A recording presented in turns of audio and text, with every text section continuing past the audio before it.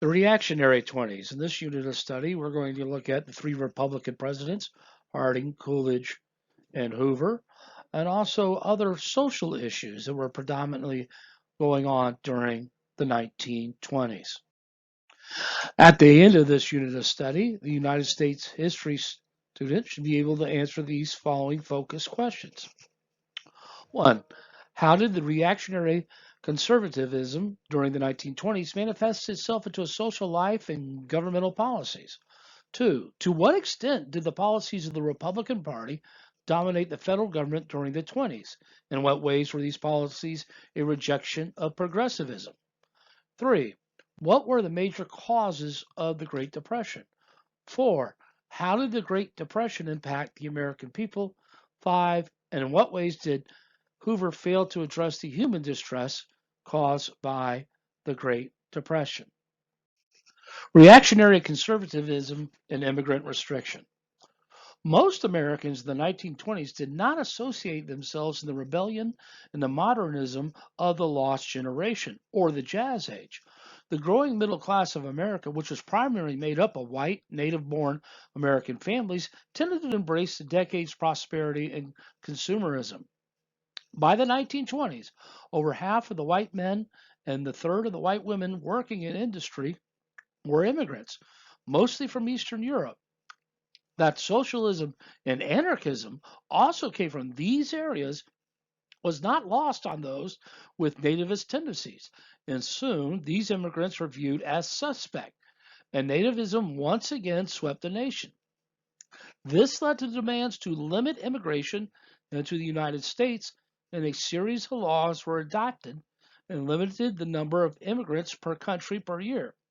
This rise of nativism sentiment led many to restrict immigration into the United States.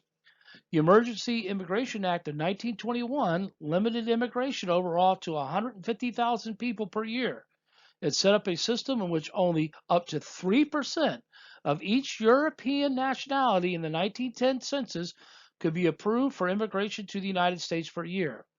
The Immigration Act of 1924, or the Johnson-Reed Act, this chart below you see illustrates the nationalities of the foreign-born population of the United States in 1920, which formed the basis of the quota system introduced in the Johnson-Reed Act. It reduced the visa quotas from the 3% to 2% and reduced the 1890 census to establish the quotas rather than the 1910 census. In 1890, more immigrants had come from northern and western European nations, which some consider less likely to produce radicals, communists, anarchists, or socialists. This act mostly entirely restricted immigration from Asia, but didn't set limits on immigration from the Western Hemisphere. This thus encouraged recruitment of immigrant laborers from Mexico, Puerto Rico, Cuba, and other Latin American countries. The proportion of people of Latin American descent in the United States rose as a result. Sacco and Vanzetti. The most celebrated criminal case during this time linked radicalism and immigration from two forms of anarchists. Niccolo Sacco and Bartolomeo Vanzetti were arrested in connection with a robbery and murder. The stolen money was never found, but both were convicted in a widely publicized trial. They were eventually executed. On April 15, 1920, a Massachusetts shoe payroll of $15,000 was robbed by 5 men, during which a guard and pay officer was killed. After eyewitnesses reported that the robbers appeared to be Italians, Niccolo Sacco and Bartolomeo Vanzetti, both anarchists and Italians, were arrested. Although both men had fairly good alibis, Sacco possessed a gun that ballistics showed was used in the robbery. On July 14, 1921, both men, before an unbiased Judge Thayer, who reportedly referred to them as Dagos and sons of bitches, were found guilty largely on circumstantial evidence and sentenced to death by electrocution. The case polarized the nation, causing many high-standing American leaders to deplore this trial by atmosphere. While in prison for 6 years, demonstrations were held in the behalf of the United States, Latin America, and Europe. Massachusetts Governor Alvin T. Fuller, under pressure, formed a commission to review the case. In July 1927, Massachusetts Review Commission upheld the guilty verdict. And so on August 23rd, 1927, Sacco and Vanzetti were executed at Charlestown State Prison. The new Ku Klux Klan. The Ku Klux Klan found new life in this nativist surge. No longer limited to the South, the Klan was a reaction against shifting moral standards, the rise of number of immigrants, and the declining influences of churches. It also benefited from Woodrow Wilson and many high-profile American supporters of D.W. Griffith's popular film Birth of a Nation. The film, based on Thomas Dixon's The Klansman, an historical romance of the Ku Klux Klan from 1905, which romanticizes white Southern racism in the post-Civil War era. The many groups that were targeted by the 1920s KKK understandably feared the group's popularity and power. In 1925, the Ku Klux Klan staged a huge parade down Pennsylvania Avenue in Washington, D.C., that included around 25,000 members. A review Ku Klux Klan attracted several million members by the mid-1920s and became politically potent in 1922 to 1925 in several southern and midwestern states, reporting almost 6 million members at its peak. Requirements to join the Klan were being Protestant, native-born, and white. The Klan had a very public stance, sponsoring public picnics, parades, charity drives, and other social events. The Klan exploited racial, ethnic, and religious prejudices in campaigning against alien creeds. They were anti-black in the South, anti-Roman Catholic in the Midwest and West, and anti-Semitic in the East, and anti-urban when fighting Los Angeles, California over rural water rights. Anti-immigrant almost anywhere. It supported prohibition and disapproved of sexual immorality, saloon keepers, Darwinism, birth control, internationalism, or the League of Nations, and pacifism. The downfall of the Klan. The group's membership started to crumble, however, when its influential leader, Grand Dragon of Indiana, David C. Stevenson, was arrested and sentenced to life imprisonment for kidnapping, rape, and mutilation of a 28-year-old female KKK staff member. Having been rebuffed by a political ally, governor of Indiana, would not pardon, Stevenson gave key Klan documents to the government, revealing corruption and bribery at the top of the Klan hierarchy. By 1930, the group's membership, which peaked at 4 million in 1924, fell to less than 100,000. Fundamentalism. In the 1920s, progressive and liberal Protestants and fundamental conservative Protestants argued over the interpretation and application of the Bible. Fundamentalism is the belief that the Bible should be read and interpreted literally as the Word of God. This movement largely grew out of the conservative Protestants' fears that progressive or liberal Protestant groups were watering down or teaching heresy by reconsidering the interpretation of Scripture in light of Darwin and other biological scientists' theories of evolution. Protestant fundamentalism that stressed the infallibility of the Bible was challenged by theory of evolution. The former Democratic Congressman, Secretary of State, and three-time presidential candidate William Jennings Bryan became a passionate defender of fundamentalism, even as he continued to promote a liberal, progressive, and pacifist political stance. In 1925, Tennessee outlawed the teaching of evolution in schools and colleges. This was part of a larger movement across the nation, especially in the South, in which states passed laws banning the teaching of Darwinism and evolutionism in public schools. A young science teacher named John T. Scopes agreed to work with civic leaders in Dayton, Tennessee to attract attention to the town by disobeying the law, especially the American Civil Liberties Union. The town's leaders had calculated that the town would gain publicity and would help its faltering economy, but they did not anticipate that the case would attract two nationally recognized lawyers and flood the area with reporters and onlookers. William Jennings Bryan was for the prosecution, and Clarence Darrow of Chicago was the defense lawyer. Darrow was not allowed to have anthropologists, geologists, or paleontologists to testify. Due to the attention that they had to move the trial outdoors. Darrow moved from narrow focusing on the case at hand to putting fundamentalism with Bryan as its defender on the trial. The judge reminded the jury that the goal of the case was to determine whether or not Scopes had violated the Tennessee law by teaching Darwinian evolution, which Scopes himself admitted to doing. The jury found Scopes guilty, but the Tennessee Supreme Court overturned the $100 fine on a technicality while leaving the anti-evolution law in place. Byron would end up dying in his sleep 5 days later after the trial had ended. Prohibition. The photograph you see to the right were torpedoes filled with malt whiskey, which were discovered in New York Harbor in 1926.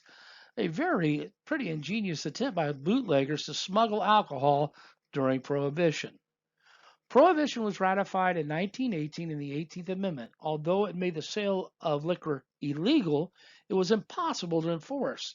The manufacture and distribution of alcohol during this time period encouraged organized crime to control it. This led to an increasing in criminal violence and smuggling. Many Americans supported the 18th Amendment when it was ratified. It was a cumulative of the Prohibition movement and was viewed as patriotic because the grain saved by not making alcohol beverage could be used to support the war efforts during this Great War. Most beer brewers also felt public backlash due to their German names: Miller, Schlitz, Coors, Anheuser-Busch. The Volstead Act, or the National Prohibition Act of 1919, was supposed to clarify the rules and regulations needed to enforce the amendment. However, it was undermined by a variety of loopholes and was doomed to fail. Although the federal government ostentatiously supported prohibition, it lost 10% of its annual revenue due to the loss of taxes on liquor. Moreover, in order to enforce prohibition, the federal government grew in size and scope. For example, it hired enforcement agencies and even built more prisons to house violators. Lack of enforcement and a rise in crime, it did not cure the social evils of alcoholism.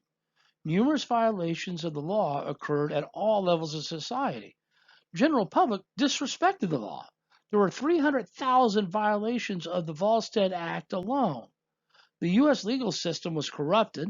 The cop on the beat, judges, and detectives almost looked the other way.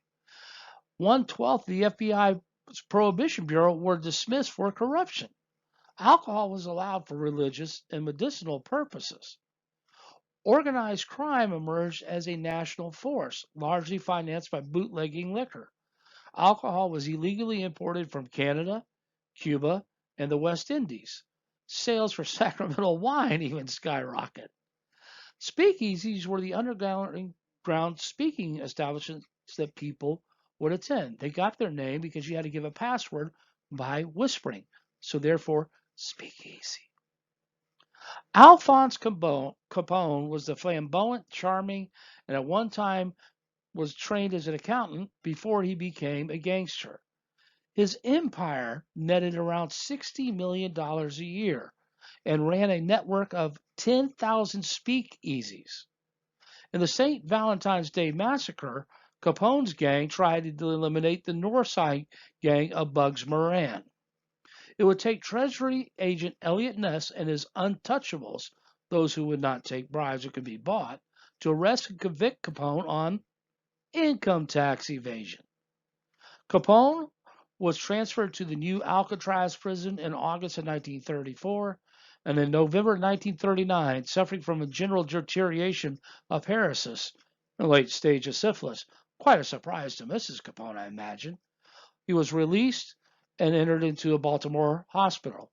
Later, he retired to his Florida estate, where he died from cardiac arrest in 1947, a powerless recluse. Republican Resurgence.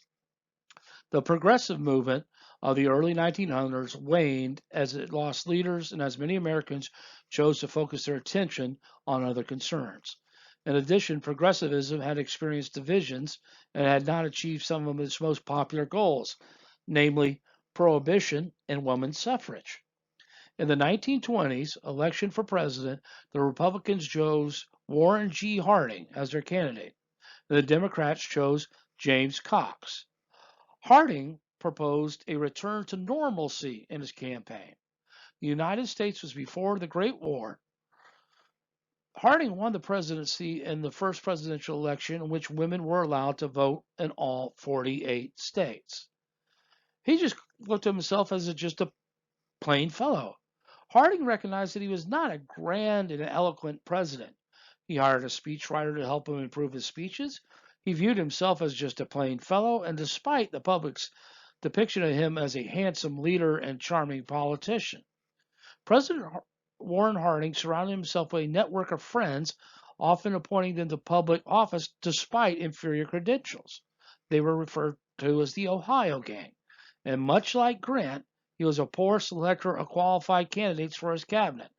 Many of his appointees comprised of his drinking buddies and landed in prison or barely escaped prosecution.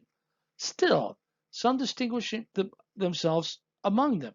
Secretary of State Charles Evan Hughes, Secretary of the Treasury Andrew W. Mellon, and Secretary of Commerce Herbert Hoover, and Secretary of Agriculture Henry C. Wallace.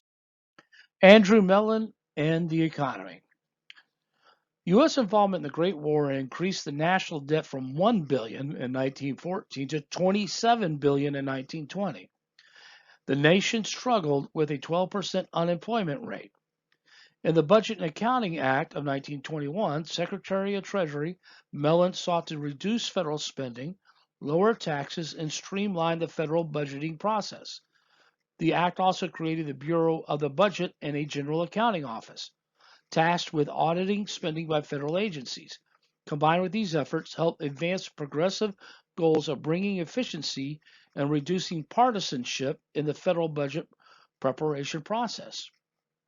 Mellon also sought to reduce the burden of federal income taxes on wealthy and working class individuals alike. He reduced the percentage of Americans who had to pay income taxes by 1929 to only 2%.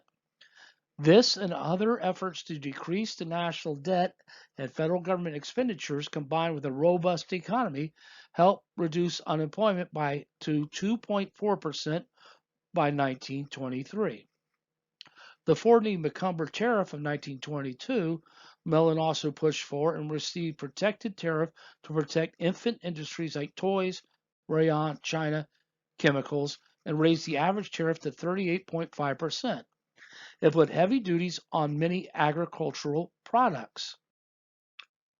Harding's administration sought to decrease the regulations, the number and size of agencies associated with them, and had been added under Wilson and other progressives, viewing them as a hindrance to the economic prosperity.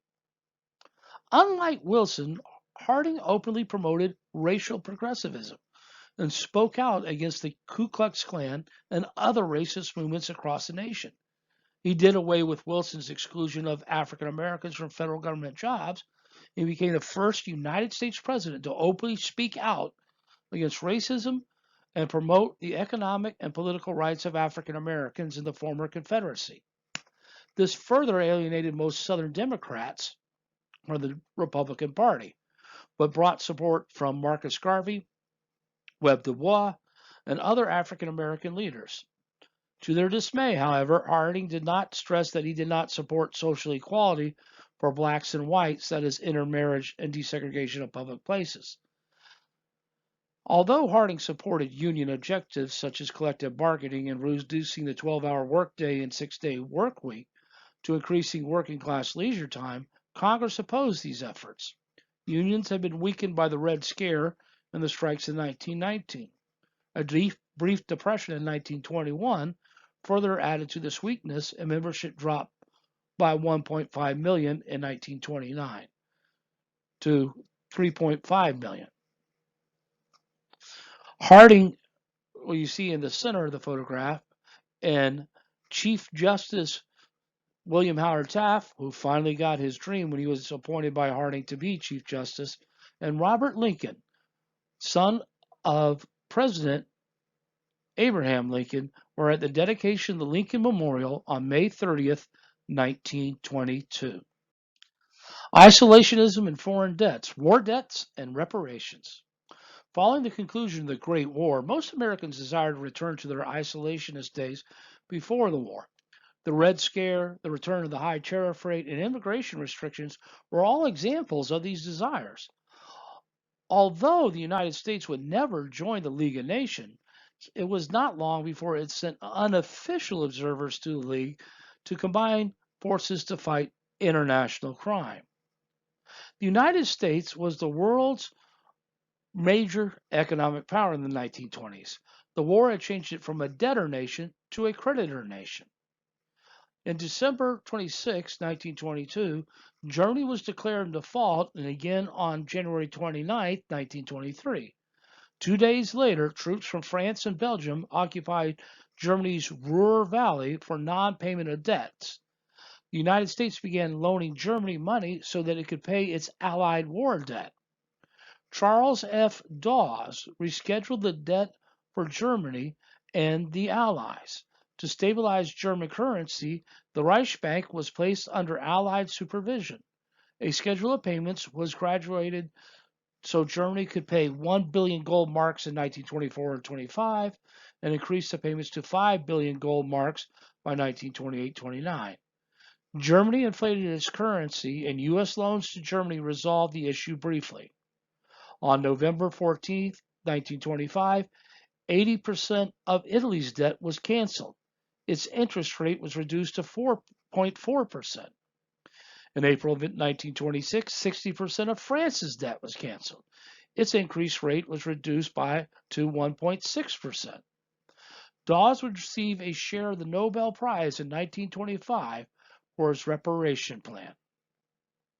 Attempts at disarmament and peace. Popular reaction against World War I stimulated a strong peace movement.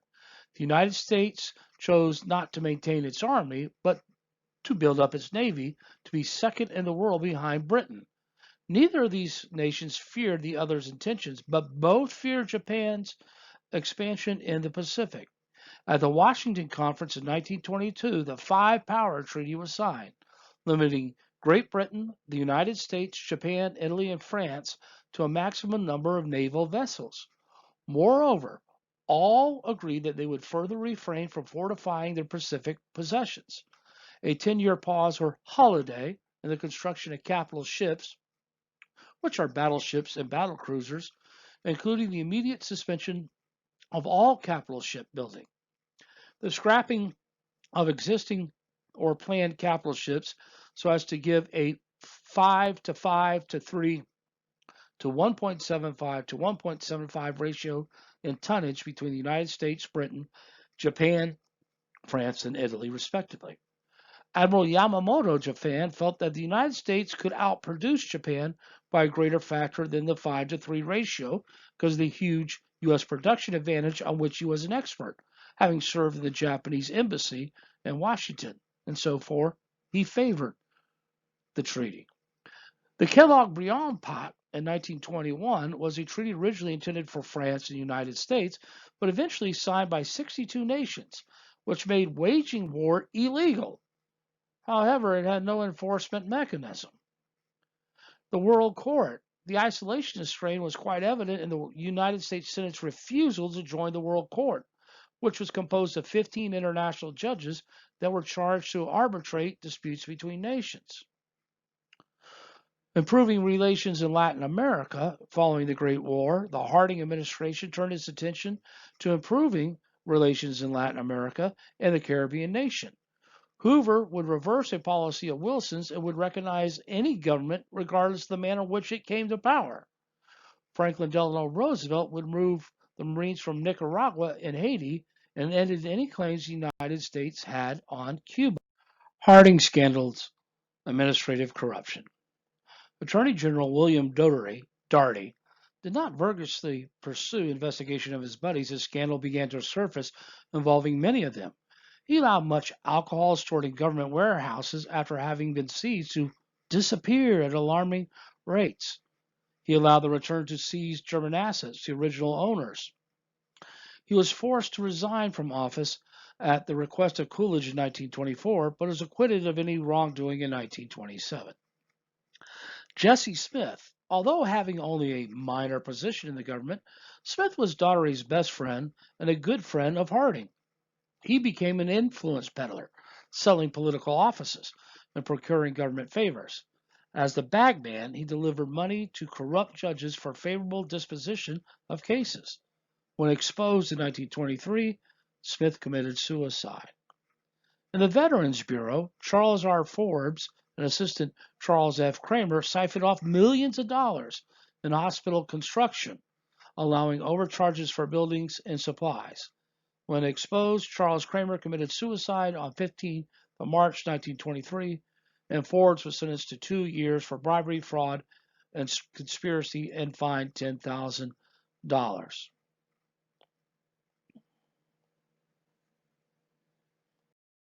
The Teapot Dome Affair. Secretary of the Interior Albert F. Fall in 1921 arranged to transfer naval oil reserves from the Department of Navy under Edwin Denby to his department, including reserves at Teapot Dome, Wyoming, and Elk Hills, California. In April 1922, these reserves were then secretly released to Henry Sinclair's Mammoth Oil, Teapot Dome, and Edward L. Doheny of Elk Hills. Fall received at least $400,000 in loans, cash, and negotiable securities. Then came the investigation. Senator John B. Hendricks asked Fall to explain the highly questionable transaction. He had no answer. And in an 18-month Senate investigation headed by Montana Democratic Senator Thomas J. Walsh, they released its report on 25 October 1923 that uncovered the scandal. Fall was indicted for bribery and conspiracy and was sentenced to 1 year in prison and a $100,000 fine, the first cabinet member to go to prison. Sinclair and Doheny were acquitted of bribery, but Sinclair was sentenced to 9 months in jail and $1,000 for contempt of court. The Supreme Court would avoid the leases in 1927. Harding would say, "It's my damn friends that keep me awake at night." Then, trying to get away from the hoopla while vacationing in Alaska and Washington, he took ill and returned to Seattle, where his Surgeon General, another good buddy, misdiagnosed food poisoning from a Japanese crab. He developed pneumonia and died of an embolism in San Francisco. On vacation in Plymouth, Vermont, Calvin Coolidge was sworn in as the 30th president by the Justice of the Peace, his father. Recently, scholars have found that the Teapot Dome affair and other scandals have overshadowed Harding's various achievements as president. Coolidge conservativism, Silent Cal. Harding was succeeded by his vice president Calvin Coolidge, known as Silent Cal, for his introversion and famously few words. One example happened at the White House during a state dinner. A very attractive woman approached the president and said, "Mr. President, I bet that gentleman over there $50 that I could get you to say to me more than 2 words." Coolidge looked at the woman and said, "You lose." Coolidge was so inactive as president that when he died in 1933, American humorist Dorothy Parker remarked, "How could they tell?" Coolidge believed that the presidency should return to the post-imperialistic ways introduced by Roosevelt. Coolidge and his wife subscribed to a more conventional gender roles, and the new president became known as the morally upright, self-disciplined, hardworking man who purposely avoided activism as president. "The business of America is business," said Calvin Coolidge, and he believed that businesses were best entity to regulate businesses. He worked with Secretary of the Treasury Andrew Mellon to continue Mellon's efforts to lower taxes and asserted the need to further limit government regulation of businesses and industry while obsessively attempting to reduce federal spending. In the election in 1924, he distanced himself from the corruption of the Harding administration and cleaned up the cabinet. And in 1924, was nominated by his own party for the Republican ticket. The Democrats were hopelessly divided at their nomination convention. William Gibbs McAdoo and Al Smith, as an example, created a deep split within the party when it came to the brutal floor fight over the proposal to publicly condemn the Ku Klux Klan. Most of McAdoo's delegates in the South and West opposed the motion, while most of the Smiths' big city delegates supported it. In the end, the motion failed to carry by a single vote. Eventually, this convention would go to over 100 ballots, becoming the longest running political convention in American history. Will Rogers, a popular comedian of the era, joked that New York had invited the Democratic delegates to visit the city, not to live there. On the 103rd ballot, John W. Davis received the nomination. Rural populists and urban progressives nominated Robert Fighting Bob La Follette as their candidate. The Republicans used big money to attack La Follette's progressive ideas. Barely 50% of the American electorate turned out to vote. The Republicans did so well that they carried New York City, a feat they have not repeated since. Coolidge won both the popular and electoral college votes and viewed this as a mandate to continue his efforts to decrease the size and impact of the federal government. The rise of Herbert Hoover. Hoover rose to wealth as a world-renowned mining engineer, oil tycoon, and financial wizard. His shift to public service during the Great War included his management of the Food Administration and the effort to bring food and relief to starving civilians in Belgium, made him known as the Great Humanitarian. Despite his admiration for Wilson and Wilsonian ideals, especially the League of Nations, Hoover declared himself to be a progressive conservatism and Republican. In his book titled American Individualism in 1922, he said he wished to promote the idea of rugged individualism. The efficiency craze in industry helped bring about the transformation of the Commerce Department into the most active agency in the government, led by Herbert Hoover under Presidents Harding and Coolidge. It encouraged economic growth and the creation of more trade associations. When the Mississippi River flood devastated much of the Midwest and large parts of the Gulf states in 1927, Hoover organized a recovery effort to help the area. Farmers were still the weakest sector of the economy in the 1920s. Elevated by the wartime boom, the farmers bought on credit to plant and harvest more. When the boom ended, they found themselves with too much land and too much debt. As a result, farmers were foreclosed on and bankruptcies were rampant. Congress tried to help them, but by the time legislation was passed, it was vetoed by Coolidge, who considered the concept unconstitutional. The 1928 presidential election. After Coolidge announced that he would not run for a second term, the Republicans nominated Herbert Hoover to succeed him. The Democrats nominated Alfred Smith, governor of New York. Smith was also a Catholic, which led the Ku Klux Klan to wage political and warfare against him. The election was a landslide for Hoover, who became the first Quaker to be elected president of the United States. When Hoover became president, he set his sights on propping up the agricultural sector, which Coolidge had refused to do. A new tariff raised duties to an all-time high, even though he was petitioned by over 1,000 economists to veto the bill. Hoover signed it, and it became law. The culture conflicts of the 1920s shaped the 1928 election. Al Smith carried the largest cities, but Herbert Hoover swept most of the rest of the nation, even tracting much of the usually Democratic South. The Great Depression. Most scholars agree that the Great Depression was caused by a combination of factors that worked together to undermine the nation's economy. Overproduction and underconsumption had triggered a recession in the late 1920s, even before the stock market crash. A few goods were consumed, persons were laid off, which led to more goods not being purchased, which led to more layoffs, and the cycle continued until there were deep problems within the American economy. More durable goods were produced, which meant that the goods were not purchased as often as before, which aggravated the layoff cycle. The large profits among business owners and the lack of wage increases to employees further enhanced a cycle of overproduction and underconsumption. The unequal distribution of wealth, the rich were favored with tax breaks, which produced a widening gap between the rich and poor and led to a poor distribution of wealth. Too much money in the hands of a few, resulting in fewer who could purchase goods.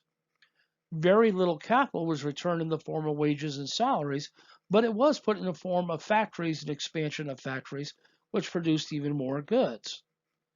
Weakness in the agricultural sector, which showed signs of early strain in the decade, overproduction produced products in the economy, which they did not have sufficient buyers, lending to farm crisis when families could not repay the loans that they had taken out when agriculture was more prosperous. Farmers did not have a basic understanding of supply and demand and would produce more to try to make up income lost the previous year, but more production would drive prices further down. Coal was losing to electricity, and textile industries losing to European competition, contributed to as poor management and regulation of banks. The overexpansion of credit, installment buying of goods allowed many persons to purchase goods which they could not really afford by paying only a little at a time. The stock market crash. No regulation for banks. Banks were not restricted from using depositors' dollars and entered into the stock market, forcing prices up and further beyond the true value. Buying on margin. Brokerage firms further enabled smaller investors to enter the market in a greater capacity by allowing them to buy on margin where as little as 10% could be paid to secure stocks. In other words, for as little as $100 down, $1,000 could be bought. When the stocks were sold, the balance would be deducted for the profits and the seller would receive the remainder. If there was a loss, the seller was required to pay the difference. Stock pools. Investors would team up and purposely buy a lot of worthless stock just to drive up the price. Stockbrokers and people playing the stock market would notice this amazing stock and pour more money into it. When the price of the stock reached a certain level, the original investors would sell their share, make a huge profit, and the stock would drop to its original price per share.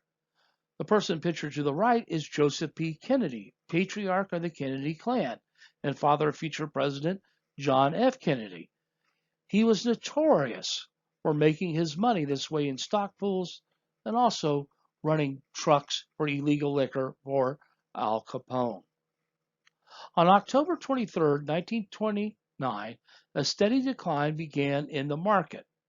The next day, October 24th, a collapse known as Black Thursday occurred, but men like John D. Rockefeller and J.P. Morgan bought heavily, trying to shore up the market and stop the decline. On October 29th, the stock market crashed, which would be Black Tuesday. The Dow Jones Industrial Average fell 38 points to 260, a drop of 12.8%. Across the 2 days, the Dow Jones Industrial Average fell 23%. By the end of the weekend of November 11th, the index stood at 228, a cumulative drop of 40% from the September high. Stockholders lost $30 billion in paper value by November 13th, $40 billion by the end of the year, and $75 billion by mid-1932 had disappeared.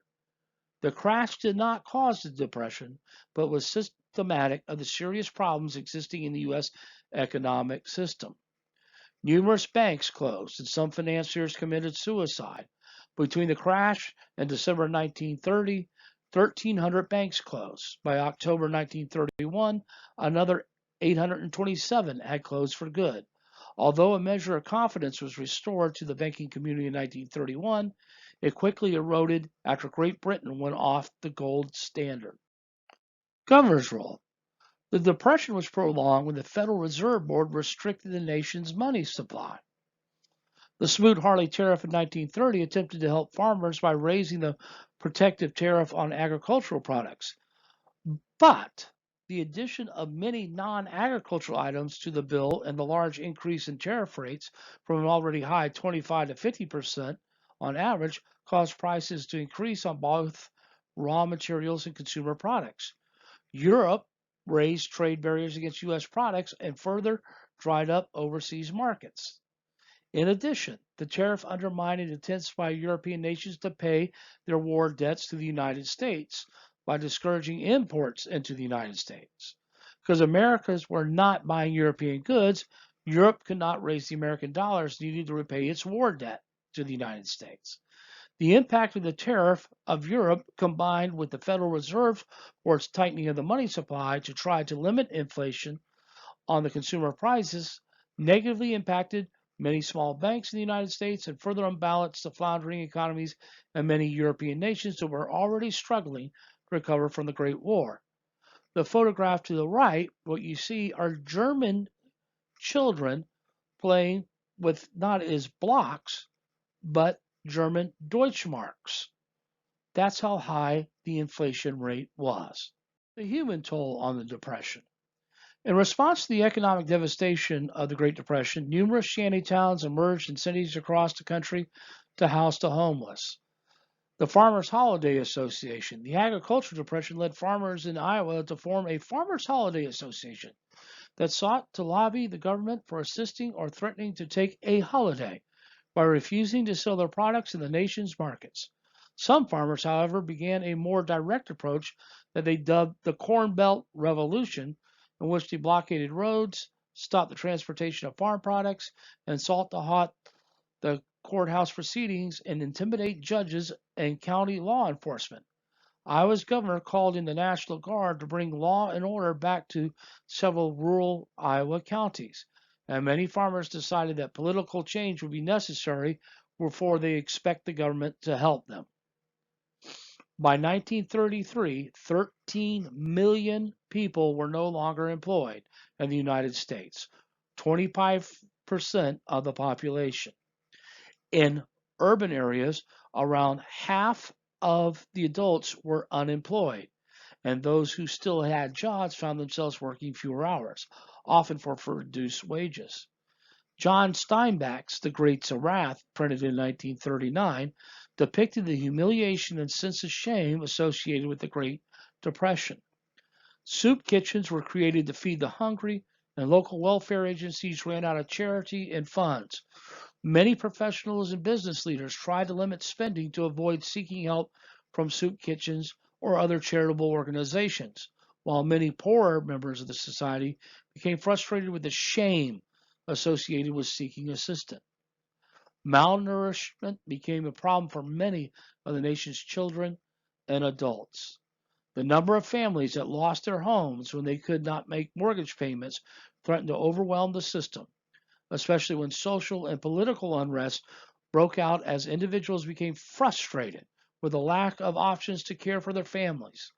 Thousands of unemployed men hopped trains in search of jobs, known as hobos. They rode the rails without permission or a ticket until they found employment. Hoovervilles were created by urban families who were evicted and moved into a shanty town, sarcastically named after President Hoover, in which unemployed and homeless people lived in makeshift shacks, tents, and boxes. Hoovervilles cropped up many cities in 1930 and 31, and they would eat Hoover hog, an armadillo, or slept under a Hoover blanket, a newspaper. Desperate responses.